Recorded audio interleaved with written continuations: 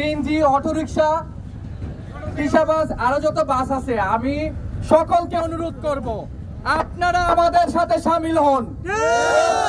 এই আন্দোলন আমাদের সকলের আন্দোলন। আমাদের হুমকি দামকি দিয়ে লাভ নেই, হুমকি দামকিকে পরোয়া করি না।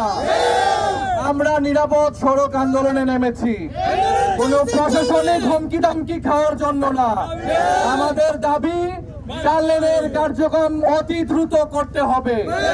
আমরা যদি আশ্বাস পাই তবে আমরা রাস্তা ছেড়ে দিব, আমরা কাউকে পরোয়া করি না। আমাদের দাবি 4 লেন করতে হবে।